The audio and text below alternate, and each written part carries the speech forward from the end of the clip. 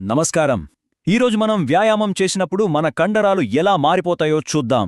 ఇది చాలా అద్భుతమైన విషయం.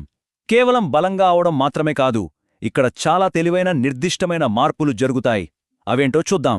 సరే, ఒక్కసారి ఆలోచించండి. ఒక మారథాన్ రన్నర్ని, ఒక పవర్ లిఫ్టర్ని పక్కపక్కన పెడితే వాళ్ళ శరీరాలు ఎంత తేడాగా ఉంటాయో కదా. ఇద్దరూ అథ్లీట్లే, ఇద్దరూ వాళ్ళ బాడీస్ని లిమిట్స్ వరకు పుష్ చేస్తారు.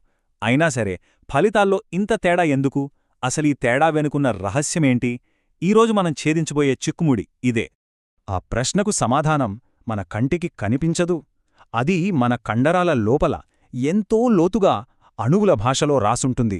అంటే బయట కనిపించే ఈ మార్పుల వెనక ఉన్న అసలు కథ తెలుసుకోవాలంటే మనం సూక్ష్మ ప్రపంచంలోకి వెళ్ళాలి. అక్కడే అసలు మ్యాజికంతా జరుగుతుంది. ఓకే, మరి ఈ ప్రయాణాన్ని మొదలు పెడదాం. ముందుగా అసలు కండరం ఎలా పనిచేస్తుందో చూద్దాం. అంటే మనం చేసే వ్యాయామం ఏదైనా సరే, రన్నింగ్ అయినా వెయిట్ లిఫ్టింగ్ అయినా, అన్ని కండరాలను జరిగే ఒక బేసిక్ యాక్షన్ ఉంటుంది. దాంతోనే మొదలు పెడదాం. మన ప్రతి కదలిక వెనుక ఒక సింపుల్ కానీ చాలా పవర్ఫుల్ మెకానిజం ఉంది. దీనిని స్లైడింగ్ ఫిలమెంట్ సిద్ధాంతం అంటారు. ఇది 1954లో ప్రపోజ్ చేశారు. సింపుల్గా చెప్పాలంటే కండరాల లోపల ఉండే మయోసిన్, యాక్టిన్ అనే రెండు రకాల ఫిలమెంట్స్ ఒకదానిపై ఒకటి జారడం వల్లే కండరం కుచించుకుంటుంది. అంతే.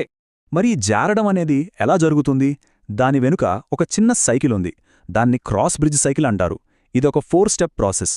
ఫస్ట్ మయోసిన్ హెడ్ యాక్టిన్కి అతుకుతుంది, అటాచ్.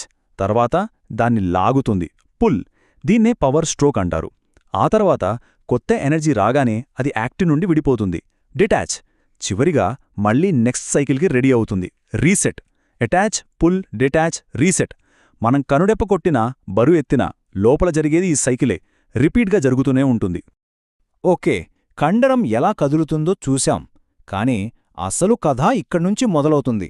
వ్యాయామం చేసినప్పుడు కండరం ఒత్తిడికి గురవుతుంది కదా. అప్పుడు ఏం జరుగుతుంది? ఎందుకంటే ఆ మార్పుకి, ఆ ఎదుగుదలకి బీజం పడేది సరిగ్గా ఇక్కడే. యూనివర్సిటీ ఆఫ్ న్యూ మెక్సికో చెప్పినట్టు, మనం తీవ్రంగా ఎక్సర్సైజ్ చేసినప్పుడు నిజానికి మన కండరాల ఫైబర్లకు చిన్నపాటి నష్టం, అంటే మైక్రో ట్రామా జరుగుతుంది. వినడానికి కొంచెం భయంగా ఉన్నా ఇది మంచిదే. ఎందుకంటే ఈ చిన్న చిన్న గాయాలే కండరాలకు ఒక సిగ్నల్ అనమాట. హే, రిపేర్ చేసుకో, ఇంకా స్ట్రాంగ్గా తయారవ్వాలి అని చెప్పే సిగ్నల్. మరి ఈ రిపేర్ పని ఎవరు చేస్తారు? ఇక్కడే మన హీరోలు ఎంట్రీ ఇస్తారు. అవే శాటిలైట్ కణాలు. ఇవి ఒక రకమైన స్టెమ్ సెల్స్. మన కండరాల ఫైబర్ల బయట ఉండి సరైన సమయం కోసం వెయిట్ చేస్తూ ఉంటాయి. ఎప్పుడైతే డ్యామేజ్ సిగ్నల్ వస్తుందో అప్పుడు యాక్టివేట్ అవుతాయి. ఒక ఆన్ సైట్ కన్స్ట్రక్షన్ టీం లాంటివన్నమాట. సో ఎక్సర్సైజ్ వల్ల డ్యామేజ్ అవ్వగానే ఈ శాటిలైట్ కణాలు రంగంలోకి దిగుతాయి. ముందుగా ఆ గాయపడిన చోట తమ సంఖ్యను పెంచుకుంటాయి. తర్వాత దెబ్బతిన్న కండర ఫైబర్లతో కలిసిపోయి వాటిని రిపేర్ చేస్తాయి. ఇక్కడ ఇంకో ఇంట్రెస్టింగ్ విషయమేంటంటే అవి తమ న్యూక్లియస్లను కూడా ఆ కండర ఫైబర్కి డొనేట్ చేస్తాయి. దానివల్ల ఆ ఫైబర్ ఇంకా పెద్దగా, బలంగా తయారవుతుంది.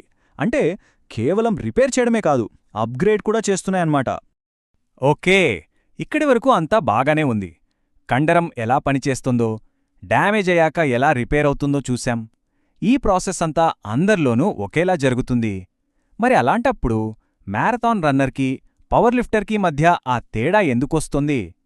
ఇక్కడే కథలో అసలు ట్విస్ట్ ఉంది. చూడండి, ఇక్కడ 2 దారులున్నాయి. ఒకటి ఫిట్గా మారేదారి, అంటే ఏరోబిక్. మరొకటి శక్తివంతంగా మారేదారి, అదే రెసిస్టెన్స్ ట్రైనింగ్. ఏరోబిక్ ట్రైనింగ్ ఏమో ఎక్కువసేపు అలసిపోకుండా పనిచేయడానికి హెల్ప్ చేస్తుంది. దానికోసం బాడీలో మైటోకాండ్రియా సంఖ్య పెరుగుతుంది, బ్లడ్ సప్లై ఇంప్రూవ్ అవుతుంది.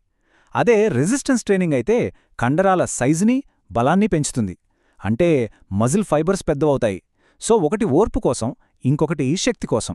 అయితే బాడీ ఈ 2 దారుల్లో ఏ దారిని ఎంచుకోవాలి అని ఎలా డిసైడ్ చేసుకుంటుంది? ఆ నిర్ణయం మన కండర కణాల లోపల జరిగే కొన్ని మాలిక్యులర్ సిగ్నల్స్ మీద ఆధారపడి ఉంటుంది. ఇప్పుడు మనం ఆ సీక్రెట్ సిగ్నల్స్ గురించే తెలుసుకోబోతున్నాం. దీన్ని అర్థం చేసుకోవడానికి మన కండర కణంలో ఒక మాలిక్యులర్ స్విచ్ బోర్డు ఉందని ఊహించుకుందాం. మనం చేసే ఎక్సర్సైజ్ని బట్టి ఆ స్విచ్ బోర్డ్లో వేర్వేరు స్విచ్లు ఆన్ అవుతాయి. లాంగ్ రన్ చేస్తే ఒక స్విచ్, హెవీ వెయిట్స్ లిఫ్ట్ చేస్తే ఇంకో స్విచ్. ఏ స్విచ్ ఆన్ అయితే దానికి తగ్గట్టుగా బాడీ రెస్పాండ్ అవుతుంది. సింపుల్ కదా? ఈ స్విచ్ బోర్డ్లో మొదటి ముఖ్యమైన స్విచ్ ఏఎంపీకే. దీనిని మనం ఎండ్యూరెన్స్ స్విచ్ లేదా ఓర్పు స్విచ్ అని పిలవచ్చు. మనం ఎక్కువసేపు రన్నింగ్ లేదా సైక్లింగ్ చేసినప్పుడు సెల్లో ఎనర్జీ లెవెల్స్ పడిపోతాయి. అప్పుడు ఈ ఏఎంపీకే స్విచ్ టక్కన ఆన్ అవుతుంది.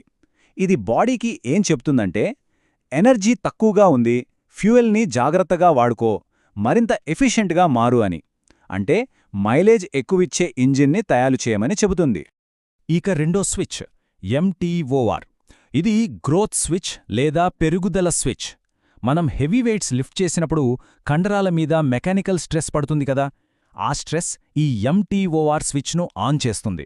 అప్పుడు బాడీకి వెళ్లే మెసేజ్ ఏంటంటే, రిపేర్ చెయ్యి, ఇంకా బలంగా కట్టు, సైజు పెంచు అని. అంటే ఇది పవర్ ఎక్కువ ఇచ్చే పెద్ద ఇంజన్ను నిర్మించమని ఆర్డర్ ఇస్తోంది. ఈ ఇమేజ్లో చూస్తే మన కండరకణం లోపల ఈ సిగ్నల్స్ ఎంత సంక్లిష్టంగా ఉంటాయో అర్థమవుతుంది. చూసి కంగారు పడొద్దు, ఈ చాటంతా మనకు గుర్తుండాల్సిన అవసరం లేదు. కానీ దీనివల్ల తెలిసేదేంటంటే, ఏఎంపీకే, ఎంటీఆర్ఓ లాంటి కీలకమైన మార్గాలు మనం చేసే ట్రైనింగ్ని బట్టి బాడీ ఎలాంటి మార్పులు చెయ్యాలో నిర్దేశిస్తాయి.